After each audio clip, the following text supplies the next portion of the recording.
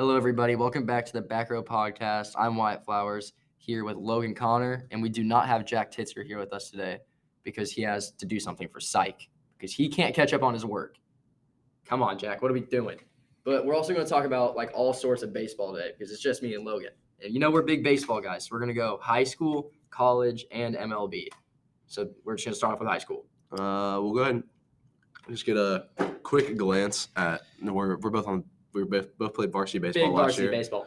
So we'll just go kind of through a quick rundown of our schedule this year as of right now. We opened up the season with a home game against non-conference opponent Delta. And I'm so glad that we are home for that because I don't know if it was just the way that it was last year, but I hated it. That drive was pretty rough. It wasn't even the drive, dude. It was just the environment there. I didn't like it. It was weird. It was really windy in and the middle kind of of nowhere. cold. I got my first varsity win, though, so that was nice. I got my first varsity bench playing time. Yeah. So we played them at home on Wednesday, March 29th at 4:30. And then we turn around 2 days later, Friday night at 6 p.m. against Highland. They're going to make quite the trek down to Greenwood. Oh, my They got like a 3.5-hour ride or something like that. Something ridiculous. They're Up in by the region. Chicago. Yeah. And then we play Whiteland. Like always, open up the season with Whiteland in conference. And then we actually drew GCA this year for our conference or for our county opening That's round. going to be a good one, though. That should be a good game. GCA's got a really good pitcher going to Indiana Wesleyan. Edward Harney. And then we turn around and play Whiteland again the next day. So we go Wednesday night, Friday night, Saturday, Sunday off. Then we play Monday, Tuesday, Wednesday. Off for a couple of days, depending on if we beat GCA or not. And then we'll play Saturday morning for a conference or for a county tournament game if we beat GCA. I kind of want to predict what we're going to go. And I honestly think we start off the season 4-0, 5-0 maybe. I think we drop one to Whiteland, though. Because that's just how the conference goes. always works like that. That's how the conference goes. It's hard to sweep in the conference. And some people may think this is crazy when we predict these games, or we might be like 4-0 or 5-0 because of what has happened in the past. But if you look at baseball, it doesn't matter because you have series and anything can happen in baseball. You can, like last year when we beat the number one team in the state, Mooresville.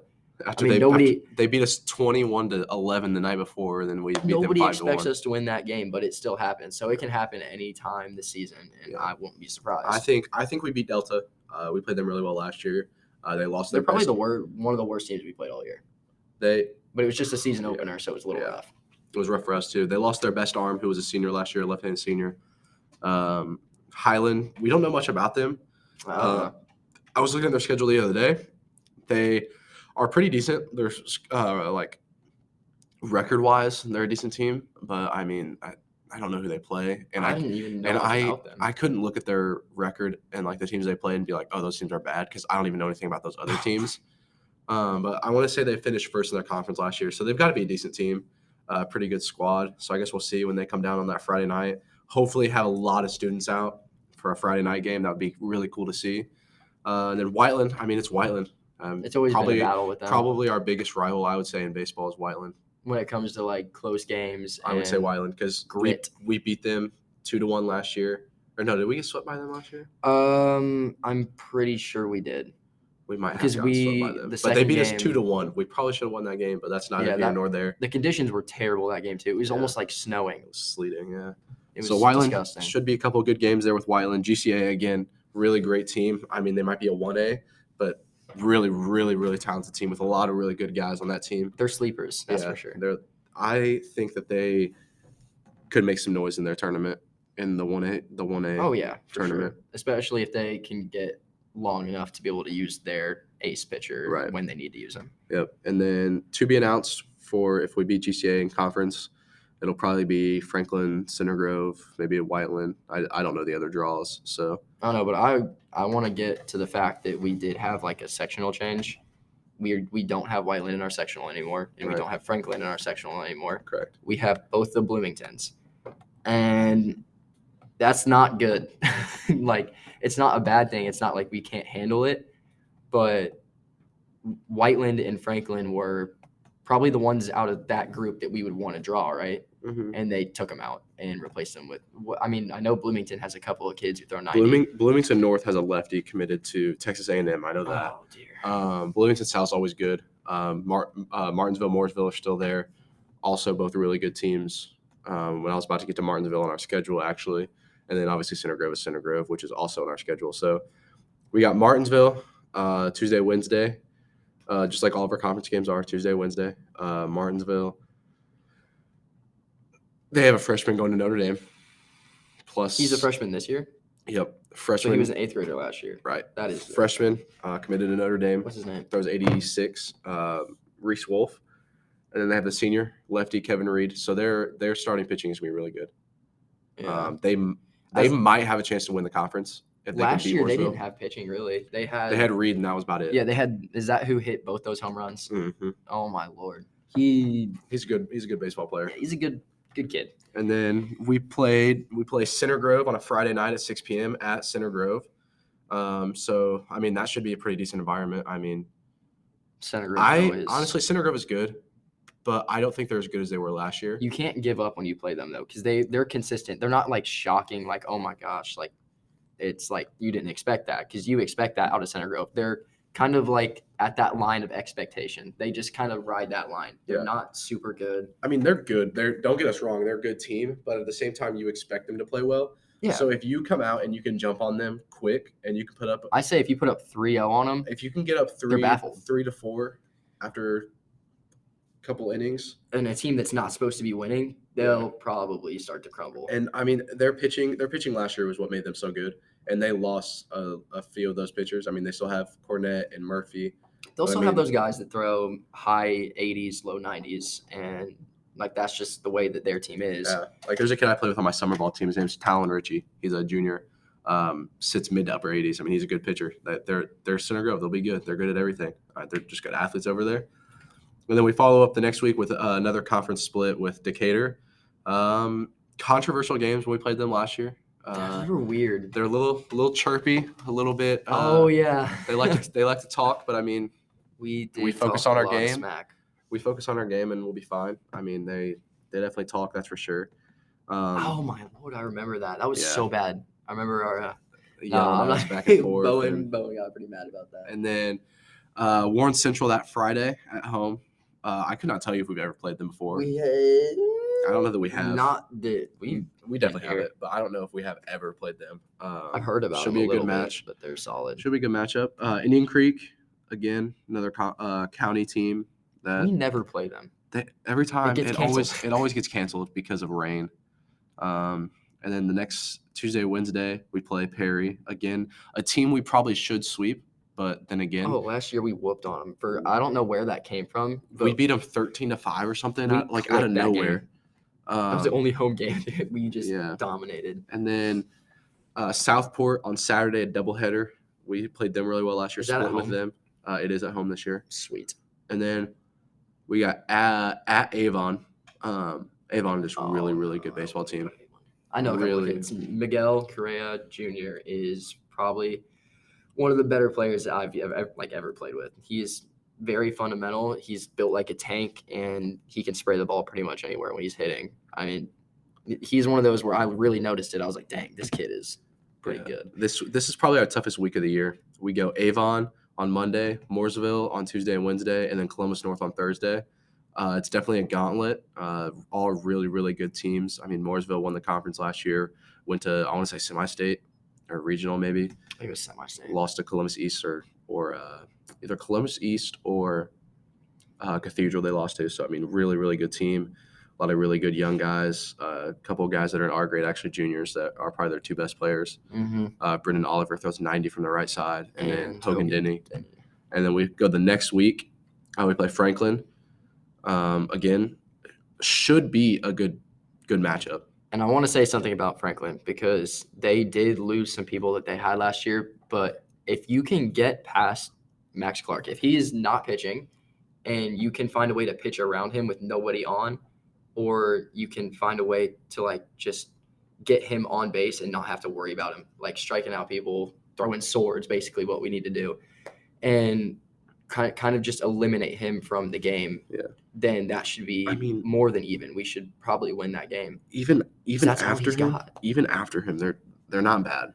They're not a bad team all around, but he's definitely. They got Nash Netter, right? I mean, Nolan or Nash, whatever one is there. It's Nash. Yeah, they're good. I mean, it should be a good game. And then at Scottsburg, We beat them and tied them last year. Personally, I feel like we should have beat them both games. Yes, we should. I also pitched really well against them last year. I will throw that out there. I shoved against You Scottsburg. did. And oh no, that's not the game where I came in. Never mind. Scottsburg was that our first night game? Uh-huh. Yep. Is that the game where the lights turned off? Yep. Yep. Nice. Our brand new lights they turned off. Our first game with them they Set turned on a off. timer. Yep. And then our last week of the year, we go to Franklin Central. Lost to them last year. Awful loss. We should not have lost that game that bad. They probably were a better team than us and should have won, but we should not have lost to them that bad. Remember when Columbus North was number 1 last year? Or was that 2 years ago? It was 2 years ago. When we were on JV. Yep. And then we got Plainfield, hoping for a sweep there. They weren't very good last year. No, they're what I know of. I don't think they're as good this year either. I don't think they are. They got a new turf field apparently this year, so that should be fun to play on. And then we finish out the year at home against New Pal. I believe that'll be senior night as well, so hopefully an emotional game and we can win that one. But What time is that game? It's a 5:30. It'll probably be like a 6 o'clock start. It's on a Thursday night. So is that going to become a night game? I don't think it is. I doubt it. No. But yeah, I think we have a pretty manageable schedule. Hopefully a 500 game above 500 maybe would be nice. I would hope so. Don't have a lot of senior leadership this year. I mean, we have a few seniors. We really have a junior We'll be team. junior heavy this year, which will lead to next year being a really experienced and weathered team. We got a few good sophomores that are going to come up and hopefully help us out a lot. Ethan King, really good left-handed bat in the lineup and a good fielder. Maverick Pauly, even a good bat and not a bad fielder. No. Maybe even eat some innings for us on the mound, possibly. I would really like him to play third at some point. Yeah, I mean, I could see that happening. Or even swap some people in infield. Yeah. Like if Noah some plays second third base. sometimes, then maybe I think Noah Rawlings will get a lot of innings on the mound, I think. I think you will too. Yep. I think we're poised to have a good season. I think we could surprise some people. And I'm really excited to see where it goes. Could go really well, could go really bad. You never really know until it gets there, right? And I think if we play to our potential every game, we will have a good chance of going to 500. Yeah. But then again, that play to our potential, that's the problem with anybody. We all know what we can do. We see it every day. It's just executing because that's always been a problem is we know what we need to do. We've done it and we've done what we need to do before in practice. We just got to execute it on the field, and sometimes that just doesn't happen. And then we'll get into a little bit of college. We'll go kind of quick through the college and MLB. Won't take too long on it. So college baseball season starts today. We were actually just watching right now East Tennessee State and Toledo. Toledo's up 1-0 currently in the bottom of the second. They got a guy throwing absolute fuzz on the mound right now. Throwing jet. I can't tell if this guy is throwing 98 or 88. It sounds like 98, but it looks like 98. I'm not really sure though. But the favorite this year is my team, LSU. They look really, really good. Returned the best offense. They actually returned the best lineup, had the number 1 recruiting class and the number 1 transfer class. So hopefully we can have a really good season. We got Tommy White from NC State, power hitter to come back, come over to us. I'm not going to lie. Air Force transfer Paul Skeens, right-handed pitcher and DH. And then UCLA pitcher Thatcher Hurd, along with Vandy transfer pitcher Christian Little. Our weekend rotation looks really, really good. Our lineup, top to bottom, is stacked, I think. It really is.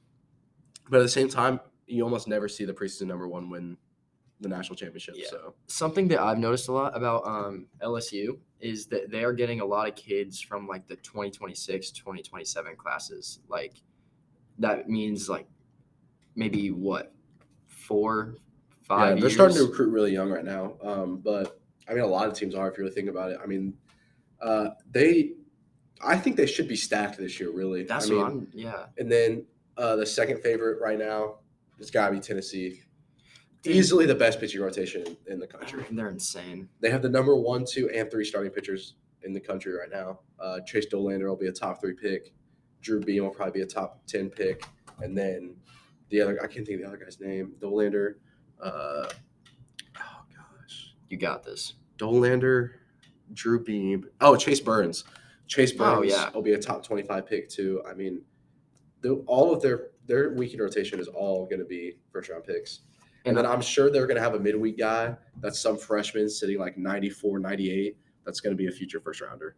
And I'm not one to say this, but I've been following, like, I am a Clemson fan, and they have always been solid with baseball. But last year they were an average team, right? They had like what, 7, 8 losses, maybe. I think. I'm not sure, but they have.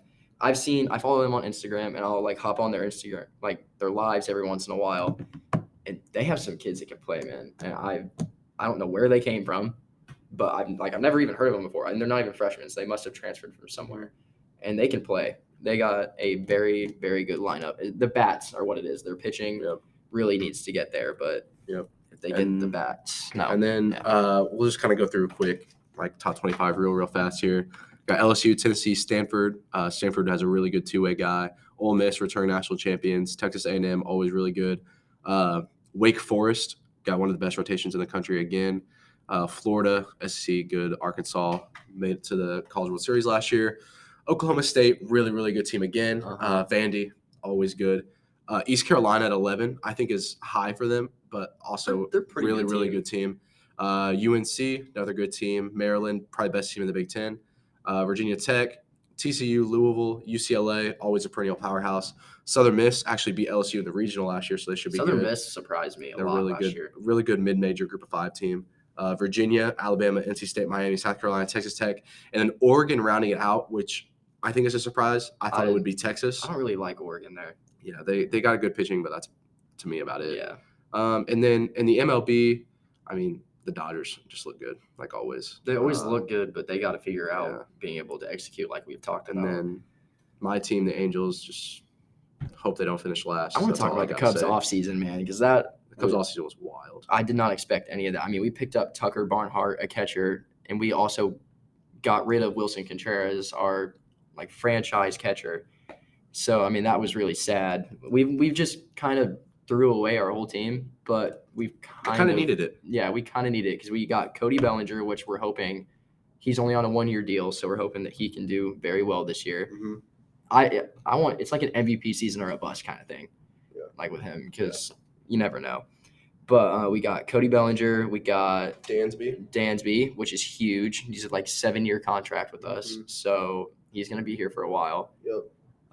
We got Seiya Suzuki. Even though he was there last year, he kind of came in like the middle of the season and really like played a very big role for the Cubs. He's gonna be our right fielder this year. Yep. But yeah, we're kind of putting pieces back together, and I think that we even added to our pitching. So I think that we could maybe sneak into the playoffs. I don't know. That would be nice, yeah. But I think we could. I think overall this will be a really good spring. Spring is my favorite time of the year. Baseball, golf. I'm excited for it. It'll be a good spring. Hopefully a good rest of the year too. All right, and that's probably going to wrap it up. Yet again, I'm Wyatt Flowers here with Logan Connor. See ya.